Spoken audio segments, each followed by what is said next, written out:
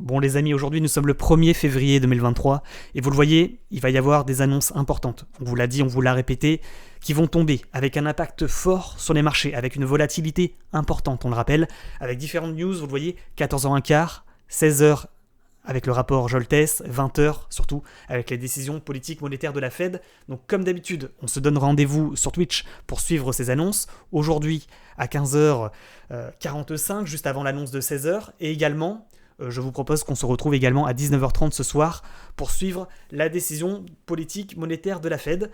Donc comme d'habitude, vous avez le lien en commentaire épinglé ainsi qu'en description de la vidéo. Et je vous rappelle également, vous avez jusqu'à 5000 $ de bonus en fonction du montant de votre dépôt si vous inscrivez avec mon lien affilié que je vous mets comme d'habitude en commentaire épinglé. Et je rappelle également, toujours, les likes et les abonnements sont extrêmement appréciés. Merci pour tous ceux également qui nous ont rejoints et qui ont mis un petit commentaire pour le référencement, ça fait extrêmement plaisir. Donc je compte une nouvelle fois sur vous et sur votre effectivement gentillesse pour mettre des petits likes et des petits commentaires.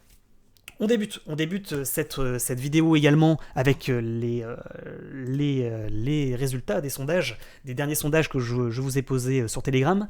Demain, nous aurons, lors des annonces de la Fed, un méga pump, un méga crash, pas de changement majeur, vous avez voté, et grosso modo, vous voyez plus un pump qu'un crash, et vous voyez surtout qu'il n'y aura pas de changement majeur suite à ces annonces. Deuxième sondage que je vous ai posé sur Telegram, ces dernières 48 heures, vous avez plutôt acheté, plutôt vendu? Est-ce que vous avez plutôt mis des stop-loss pour vous protéger des éventuelles annonces peut-être négatives qui vont tomber, ou est-ce que vous holdez jusqu'à la mort sans stop-loss? Vous le voyez, ces résultats sont mitigés entre achat-vente. Il y a un peu de tout, quand même, 18% de vendeurs, c'est pas négligeable. Et également, grosso modo, assez peu de personnes qui mettent des stop-loss, vous êtes prêts à tout perdre.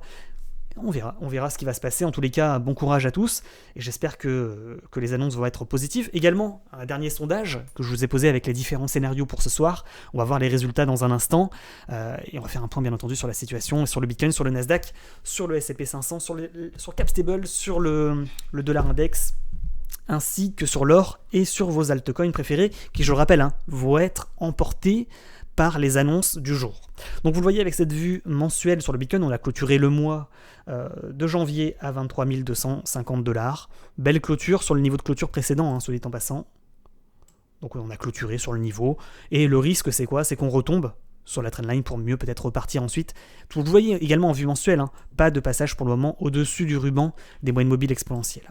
Également au niveau de la vue hebdomadaire. Donc vue hebdomadaire, on le rappelle, bande de Bollinger plutôt contractée, on essaie de perforer la bande haute pour s'envoler. Pour le moment, on n'y arrive pas. Le risque principal, c'est quoi? C'est que suite à ces annonces, on fasse un dump pour aller rechercher la trendline ascendante long terme, pour mieux peut-être prendre de l'élan, former une sorte d'épaule tête épaule de retournement haussier pour repartir chercher le haut de canal qui serait l'objectif de cours à suivre. Également, au niveau des différents tracés chartistes, on le remarque, on est actuellement en milieu de canal descendant. On le rappelle, pour le moment, pas de cassure de ce niveau. Si on devait casser ce niveau, l'objectif serait, dans un premier temps, le dernier plus haut, ligne de coup d'un énorme rounding bottom, mais en dernier lieu également, ce haut de canal, vous l'avez compris, si on casse le milieu de canal, l'objectif sera normalement le haut de canal. Et également, les dernières clôtures précédentes, donc le niveau des 30 000 $, vous l'avez compris. Donc voilà pour ce qui est de la vue mensuelle, pour le moment, pas... petite hésitation, il faut le dire, sur la vue hebdomadaire. Petite hésitation de cours. Pour le moment, on pourrait noter un manque de force acheteuse, mais néanmoins, moi je trouve plutôt que ça ressemble à une consolidation pour se préparer pour le prochain mouvement. Au niveau de la vue maintenant journalière, on le rappelle, c'est la vue la plus importante à court terme et pour aujourd'hui. Vous le voyez, on n'a pas réussi à casser la résistance ascendante. Pour le moment, rejet. Donc on le rappelle, c'est cassure, objectif. Et si on casse ce niveau, rounding bottom, on casse l'objectif, on va chercher le haut de canal. D'accord? Également, milieu de canal, sur lequel pour le moment, vous voyez, ça fait... Depuis la dernière vidéo YouTube, j'ai pas fait de réel... Pas fait d'autres vidéos, ça fait combien de temps là qu'on n'a pas fait de vidéo?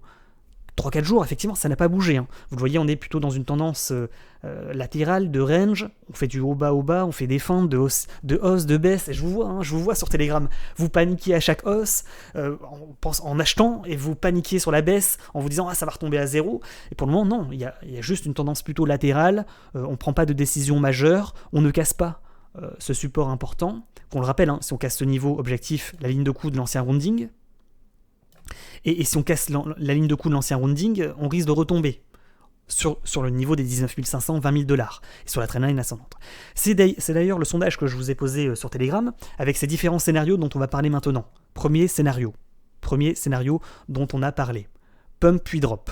Donc pump, suite aux annonces, on va chercher à nouveau la résistance, on n'arrive pas à la casser, on se fait rejeter, on retombe en bas de structure.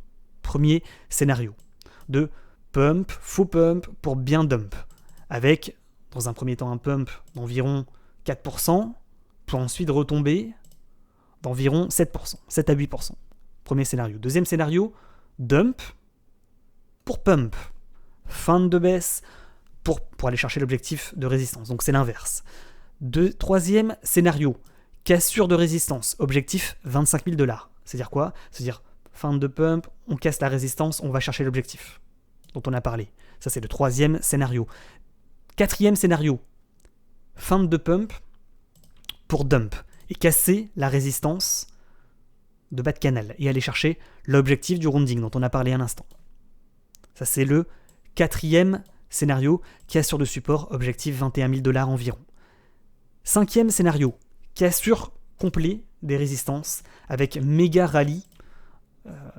Donc fin de pump, tac, on casse la résistance, on va chercher la ligne de coup du rounding et avec la force du mouvement, on va chercher un vrai mouvement pour aller chercher l'objectif à peu près des 29 000 $.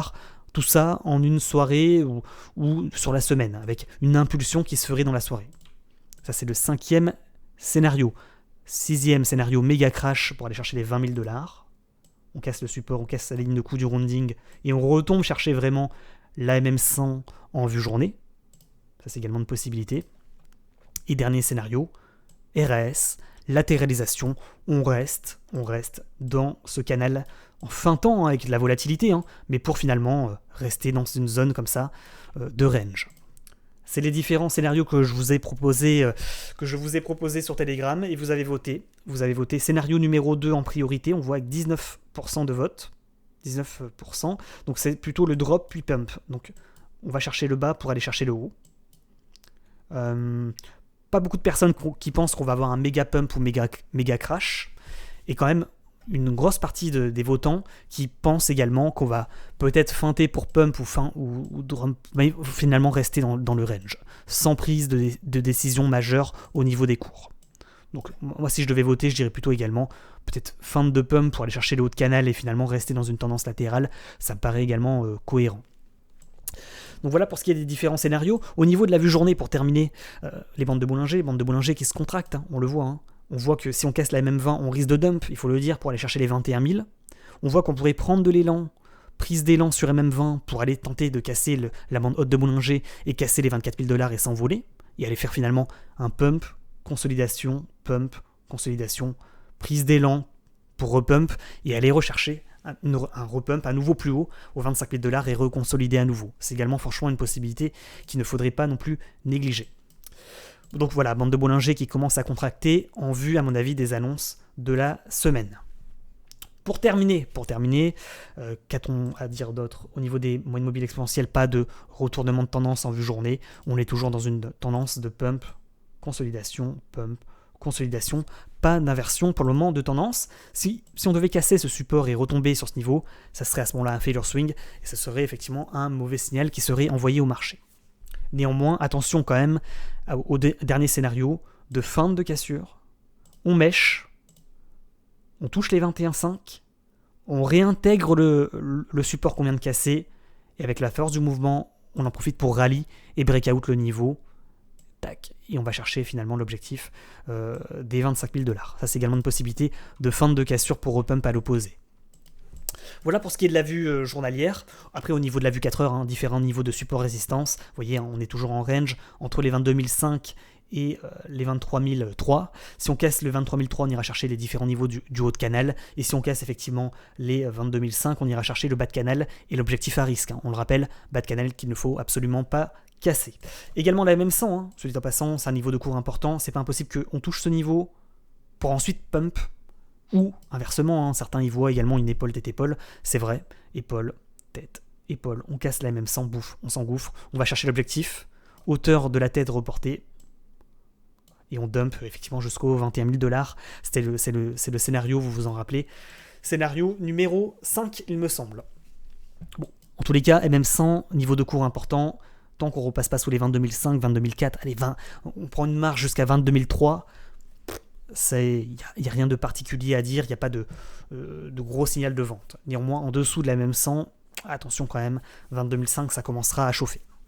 Voilà pour ce qui est de la vue 4h, vue 1h. Bon, vous avez tous ces graphiques comme d'habitude sur Discord en accès libre et gratuit si vous voulez les suivre et prendre vos niveaux d'achat et de vente. Au niveau de Capstable, assez simple en réalité sur Capstable, on le rappelle, cassure du support, on dump, par conséquent, signal d'achat sur le Bitcoin et sur les cryptos. C'est simple, c'est carré, c'est efficace. A contrario, on repasse au-dessus du support devenu résistance, donc c'est une cassure pullback, réintégration, signal de vente sur le Bitcoin et sur les cryptos. C'est simple, également efficace. Il n'y a pas d'autres signaux sur Capstable. Vous le voyez, je vous ai mis le range également en vue journée. Vous voyez, on casse ce niveau, 12,2%, vente, signal de vente, potentiellement de retracement de la hausse. Cassure du dernier plus bas, 11,2, achat. C'est une consolidation pour mieux poursuivre la hausse sur le Bitcoin et sur les cryptos. C'est assez simple, c'est carré, c'est efficace. Également Nasdaq. C'est le plus important, on aurait peut-être dû commencer par ça la vidéo. Mais vous le voyez, ligne de coup, on n'a pas réintégré. On avait dit lors de la dernière vidéo YouTube, il ne faut pas non plus s'inquiéter. C'est pas parce qu'on feinte, on se fait rejeter, qu'on vient rechercher la trendline qu'on va forcément réintégrer. Pour le moment, vous le voyez, il a feinté la réintégration et pour le moment, ça n'est pas invalidé. Ce double bottom n'est pas validé, mais il n'est pas non plus invalidé, on le rappelle, cassure d'objectif, cassure de ligne de coup, on va chercher l'objectif à 13 500 points. Si rejet, ce soir, suite aux annonces, entrée en range, entre ces trois niveaux, 12 200, 11 500 et 10 700 points. Donc le risque, lors des annonces de ce soir, c'est qu'on se fasse rejeter pour retomber sur la structure à 11 400 environ. Et voilà, ça serait un rejet, donc le Bitcoin se ferait rejeter et retomberait à 21 000. C'est simple, c'est efficace, c'est carré. A contrario, on break out le niveau des 12 200 points ce soir, cassure confirmée, à suivre en vue semaine normalement. Voilà, signal d'achat, et on repump sur le Bitcoin, on va chercher les 25 000. C'est simple. La vue sur Nasdaq est assez simpliste. Le risque, il faut le dire, c'est cassure, pullback, on va chercher la trendline, on feinte la réintégration, prise d'élan, on y va. Attention également à ce scénario. Scénario inverse, de fake out, on mèche, on réintègre, on dump. Et là, c'est un gros crash, c'est une grosse feinte de hausse pour retomber. Donc ça, c'est également, bien entendu, les deux scénarios qui sont à privilégier, de feinte de pump pour breakout, feinte de drop pour breakout ensuite, et feinte de pump, feinte de cassure de ligne de coup pour retomber et rester dans le range. Vous avez également cette vue sur Nasdaq, en vue 4 heures que je vous ai partagé sur Discord, toujours, vous voyez, canal ascendant. Bon niveau d'achat qui était le bas de canal, prise d'élan, on tente le breakout du niveau, 12 200 points. Donc ce soir, c'est ce qui risque d'arriver, pour tenter soit vraiment le breakout, soit rejet, on va chercher l'énorme double top, cassure du bas de canal, on dump. C'est plus visible en vue 4 heures, vous le voyez, c'est ça le risque.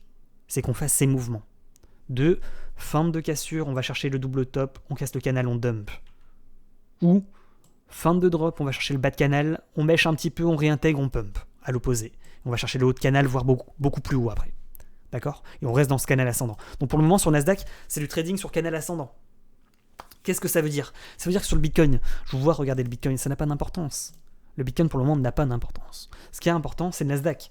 Nasdaq, il vous donne vos niveaux d'achat et de vente. Si on touche le bas de canal, qu'on rebondit, vous aurez une opportunité d'entrer en longue à l'achat, sur le Bitcoin et sur les cryptos. À l'inverse, si on pump et on se fait rejeter sur le dernier plus haut ici, il y a un niveau de vente pour tenter le short. D'accord ? Donc, sur le Nasdaq, vous avez vos niveaux d'achat et de vente. Niveau d'achat, c'est sur le rebond sur support ascendant. Niveau de vente, c'est bien entendu le haut de canal, la résistance du haut de canal, ou le milieu de canal qui sert également de résistance, ou le dernier plus haut, ce sont des niveaux de short. Et également, bien entendu, le plus important, cassure du bas de canal. Donc, feinte de cassure, bon niveau de short pour tenter ensuite la cassure du bas de canal pour dump. Donc, également, cassure du bas de canal, c'est également un niveau de short. Mais je rappelle quand même, globalement, il vaut mieux shorter sur les résistances que sur des cassures de support. Hein. Shorter sur le bas de canal, c'est toujours assez risqué. Vous risquez de vous prendre une mèche, réintégration, fin de cassure, on repart en longue. Donc attention quand même à ce scénario. Sur dollar index, dollar, il continue sa baisse. Hein. Il n'y a pas de contre. Donc, ceux qui gardent tout en stablecoin, etc., vous prenez une baisse toujours. Hein. Ça continue de baisser. Il n'y a pas de retournement à la hausse. Hein. Il perd chaque jour. Chaque jour, il perd 0,5%, 1%. Non, peut-être pas quand même, j'exagère, mais vous voyez sur le trimestre, on a perdu sur le dollar 11%. Voilà, si vous avez 100 000 $, vous avez perdu 10 000 $. Voilà, tout simplement. En un mois, en un trimestre. Sur l'or. Et l'objectif serait potentiellement d'aller chercher ce support, voire le bas de canal. Hein. Donc c'est peut-être pas tout à fait terminé. Maintenant, effectivement, hein, cette résistance devient support, c'est pas impossible qu'on mèche, qu'on réintègre, qu'on latéralise comme ça. Sur l'or, on avait parlé d'un rounding bottom en vue trimestrielle. Pour le moment, pas de cassure, mais on le rappelle, hein, si la figure devait se valider, on irait chercher les 2400 points. Et si on se fait rejeter, on pourrait perdre également 10%. Donc ça reste plutôt intéressant. Vous avez le graphique également sur Discord. Pour terminer, Ethereum, tout ça, on va en parler rapidement, en moins de 2 minutes. Mais grosso modo, on rappelle la chose suivante. Hein. Si le Bitcoin dump, Ethereum, BNB, XRP, DOG et tout le reste, tout suivra, tout dumpera. Si le Bitcoin pump, tout suivra, tout repartira dans le vert instantanément. Sur Ethereum, ligne de coup d'un double bottom qui est énorme, une résistance descendante qui est magique. On est sur le niveau pivot sur Ethereum. Si on break ce niveau, 1660 $, signal d'achat pour pump et aller chercher les objectifs de cours. D'accord ? Hauteur des bottoms reportés. Si rejet, si on casse le dernier plus bas, risque de dump important pour rentrer potentiellement en range ou vraiment aller chercher le bas de structure. Donc attention quand même sur Ethereum, c'est pas encore joué. BNB, pareil, on est sur résistance. XRP, double bottom, résistance, fake out, on réintègre. Pas de dump, mais rejet sur résistance. DOG, fin de cassure, on mèche, on n'y arrive pas sur DOG. Attention, si on devait casser la structure par le bas, on pourrait y retomber, vous l'avez compris. Pour le moment, il feinte, il n'y arrive pas, il attend tout simplement la validation du Bitcoin. Hein. Il repère 4%, alors qu'hier, il en avait gagné 8%. Ada Cardano, rejet sur résistance. Matic, cassure de résistance, il revient chercher le support. DOT, pas de cassure de résistance. TRX, pas de cassure non plus de résistance. SHIB, pas de cassure de résistance. LTC, toujours intéressant LTC. Canal ascendant, il tente des cassures de résistance de haut de canal pour s'envoler. Pour le moment, vous voyez, il se fait rejeter, mais néanmoins, il n'est pas trop impacté. DYDX, tout le monde était hier sur DYDX, effectivement, triple bottom, cassure de haute structure, on essaie d'aller chercher la hauteur des bottoms reportés. Mais maintenant, vous voyez, hein, il forme une mèche qui est exécrable. Hein. Il perd dans la journée 17%. Hein. Wow, ça fait mal. Hein. Ça fait mal. Hein. Maintenant, il avait gagné 20% hier, donc faut pas non plus voir le verre à moitié vide, mais 30% même. Mais là, il corrige sévère aujourd'hui quand même. Hein. Farm, double bottom, il rejet sur résistance. YFI, rejet sur résistance. Double bottom, hein, YFI. Rejet sur résistance, par contre. Ra, rejet. DGB, rejet. People, c'est un peu comme le dog. Inge, c'est pareil. Inge, c'est comme DYDX hier. Double, triple bottom, cassure d'objectif, on pump. On va chercher l'objectif du triple bottom. Donc ces structures en triple bottom sont intéressantes. Hein, à ne pas négliger. Maintenant, hein, si Bitcoin dump, tout se dumpera. Vous voyez, AKT, le Akash.